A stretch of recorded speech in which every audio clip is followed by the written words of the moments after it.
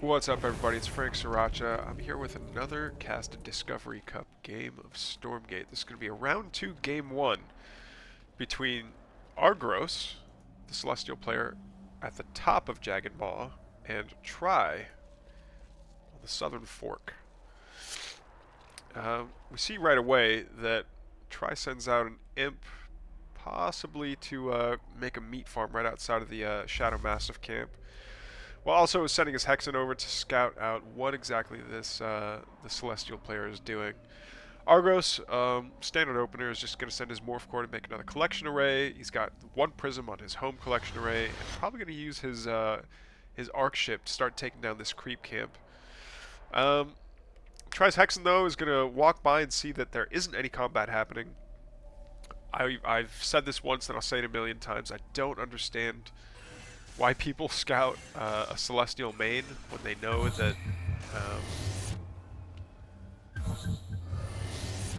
that nothing's going on. Hexen gets teleported home when he sees an ability activate on the collection array. Meanwhile, a single brute is going to try and take some of these camps. It's infested. Does pop out a single fiend, which is nice. An extra DPS. And the brute goes down, but now we're up to 4 fiends. But, well, the way the brutes work, if you manually split them, you get 2 fiends instead of the 1 when it dies. So, does take the camp successfully, doesn't keep the brute, which is a little unfortunate. Healing that all the way back up would have been nice. I believe they get 150, or no, they get 250 health for 200 Luminite. I have to double check those prices again. So now we see why the meat farm was put into play out here. The camp was procced. It was aggroed, and then the Fellhogs come out, which are a free unit, and they soak up a lot of damage while the rest of the army does DPS and takes the camp. Meanwhile, our Celestial player did take his health camp, has a creation chamber up, turning out his second Argent.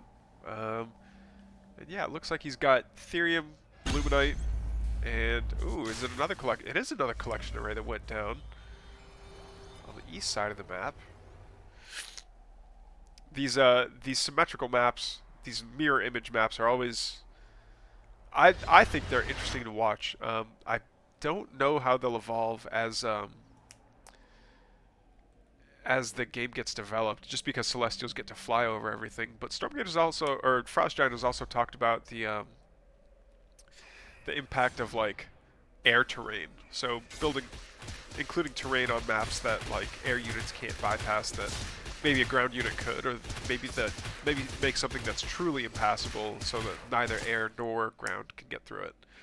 But yeah, that's the biggest, I wouldn't say problem, but it's like it makes creating these maps a bit harder, and also having this angled 90 degrees in one direction is very tough for me. I remember what was it, like Golden Pillars or something Pillars in StarCraft 2 that was also a symmetrical map, but it was split down the middle. Oh no, Double Sovereign's watching. He's hanging out to fight. I don't know if I would have done that. It's gonna be very energy costly for the Infernal player, and he's just gonna walk off of the health camp. I think if he'd have stuck around, probably could have done well. The Muad D-Brat is gonna do a little front flip there. Very cute. But alright, I guess he is gonna go for this. Skull of Cheddar comes out. Does he have enough DPS to kill the Bruiser before the Infest runs out? I didn't see it. Oh, it might have been that feed right there. And the Piper's going to get finished off quickly as well. Okay, so we do see a Saber on the map. That's quite interesting. Our Brutes, yeah. Okay, so Brutes are heavy, and Sabers already do quite a bit of damage in one shot as it is. I believe they do, let's see here, they do 60 damage on a hit, but plus 30 to heavy. So those Brutes are going to be good pickings. Also, the way the Saber AoE works, it's not true AoE where it's like it's an area of effect. But if you read this tooltip, it does damage to adjacent enemies. So if the army is standing shoulder to shoulder, everything that was around that unit also gets hit. But if there's a little bit of spacing, it won't like arc to a unit that has some spacing next to it. Now, whether there are tolerances between that, if there's like 0.5 space, then the units aren't vulnerable, or if it truly has to be like their bases have to be touching like that. See the red circles? Do they have to be overlapping necessarily, or do they not? It's a good question. These Argents wasting valuable energy on Felhogs of all things. And the Fiends want to wrap around that Saber real bad. Oh, Saber number 2 comes out. As long as they stay, as long as you can keep them separated. You gotta keep them separated, as the philosophers of the 90s and early 2000s would tell you. But yeah, oof. 1 Gaunt and 1 Hexen, and some Felhogs, I guess. And here come a few more Brutes. There we go. Oh man. Superstone comes down. He's gonna chase them off. Oh, that's a lot of... That is so many Sabers to be fighting. A couple of Argents go down, since I already took chip damage before. 2 Gaunts just evaporated by those Sabers. They hit so hard.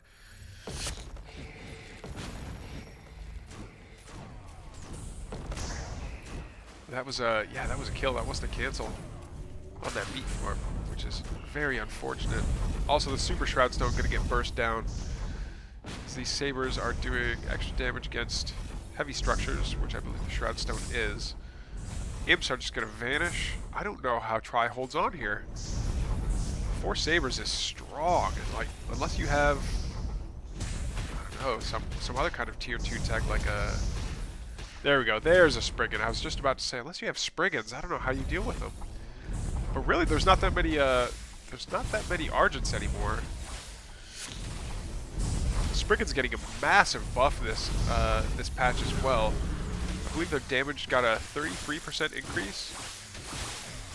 And they're meant to be used in large swarms, and if they're fast enough, they can catch those Sabers, but they won't chase. They'll just take another Argent for their trouble, I suppose. Man, 6 Sabers is really scary. I don't know that I would keep making Sabers if I was Argros. But a bunch more creation chambers got done on the Celestial side. A lot more prisms come out. See full saturation on that collection array, full saturation on that collection array. The Arc Station being used to generate Therium. Not to generate, but to harvest Therium. But it looks like 2, possibly 2 prisms over there. Yeah. Don't see any saturation on this. Oh, this took damage too. I must have missed something. Apologies for that, guys. We've got a couple of Twilight Spires out already. His second's up and running. His third's up and running. Fully saturated, no less. Oh man, but that shrine is so weak. Here we go. Here comes the Spriggan hit squad. Will it take down the collection array? Sovereign's Watch does activate, but it's taken down before it can get a proper kill. Spriggan's almost working like Mutalisks in this game. There we go. We see an exclamation point over here. I think that was inadvertent. But yeah, here comes the parade of Sabers and not many Argents. Is this just going to turn into like a base trade situation where like the Spriggans have to kill the Sabers faster than they can kill the base?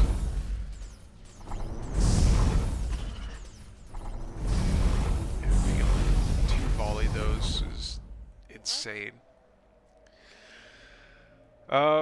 So if you've got all this firepower that does extra damage against heavy, you'd think that the prevailing strategy would be to stop making units that are heavy.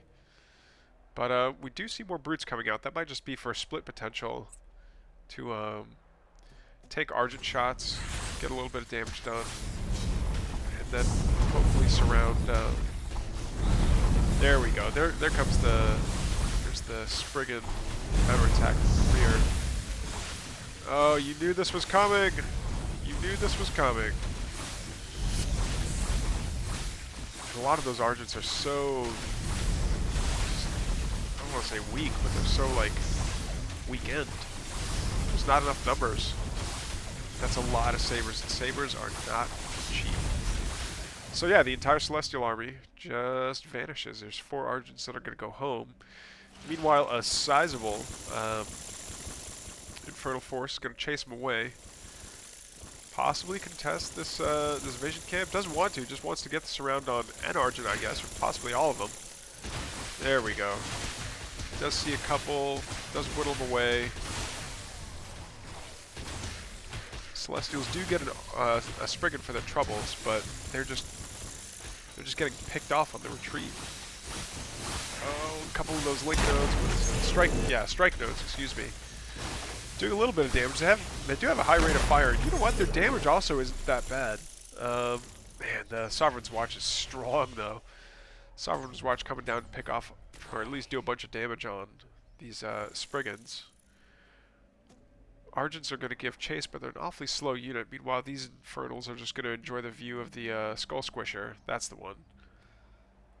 Good old Axe Hat. Yeah. What a cool creep. What a cool unit design idea. Yeah, they're just going to go home and regroup and not take the Vision Camp, interestingly enough. This Vision Camp, by the way, has quite the radius. That is a lot of vision to see there. Oh, did that one? I don't know if that one just finished or I just finished. Like when the camera gets over it, yeah, it redoes the animation. But it looks like they're both on 4 Luminite mines. Meanwhile, all these Spriggans are going to come up the east side. Oh, they took it because they took out this that collection array. Legion Hall and an Ascension Matrix both come down. Interesting. So I think since he knows his Sabers cause so much damage to heavy units, and he's expecting the reaction of light units, well, I guess not. Here's a bunch of brutes. I think he's going to try and make Animancers. And the Dark Storm, which is like the black hole that does slow, plus AoE damage, is really good. We'll see how it does against Spriggans. Spriggans are fast enough that I think they can just leave if the AoE comes down. But for the ground force, it might be a different story. Looks like they're... Okay, looks like a 5th. Oh, the double Luminite. Oh, the double Luminite is going to be spicy. That is a spicy catch. Okay. Oh, that many Spriggans against all these Argents does not mix well. Get out. And Sovereign's Watch. Leave, leave, leave. That's what? 6, 7? Maybe 8 Spriggans left. That was a terrible fight for the Infernal. Great fight for the Celestial player, who's now just going mass Argent, it looks like. At least that's all that Tri has seen, is like mass Argents, no more Sabers. So what does that turn into? That turns into more Gaunt Brute composition, which should be interesting. Oh, can he catch him? There is one Saber out. One Saber is pretty strong. Pretty scary. There we go. The Spriggans are going to come back, but they're so made out of paper mache. But they do manage to snipe off another Saber. The Saber's wreaking havoc on the brutes, at least. So they want to get dealt with, but not while they're just walking. Oh, there we go. What a slow.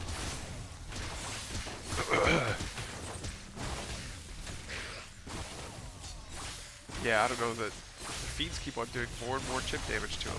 Sovereign's Watch goes down. He wants to... I guess he just stays in range of the Sovereign's Watch and continues to fight.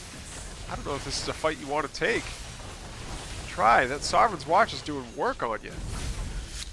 The 3 remaining Spriggans, they want to whittle down the Saber. Will they get it before it dies? Yes. But now the Dragon's out, and that is bad news bears for our Celestial player. Yeah. Okay, so the Celestial 4th is gone. That array is gone. Strike Note is up, but it looks like he's going to abandon... He's not taking off his collection array. I don't know that it would have mattered all that much. They're quite slow when they're moving. But Saves the prisms, regardless. And now it's going to have to be a hold from Argros. It's going to have to be quite the hold. I don't know that he has any more Sovereign's Watches left over, but even if he did, that any other kind of army units that he has in place are just not going to be enough. One Animancer is up, but it goes down quite quickly. All the creation chambers are done for. Yeah, it's just a matter of time until we see GG now, especially with the dragon coming out. Saber pops, vanishes. You get to see all the cool death animations. I love the death animations for these. Oh, no GG. No. Anyway, the Celestial building death animations are really cool. Alright, next game.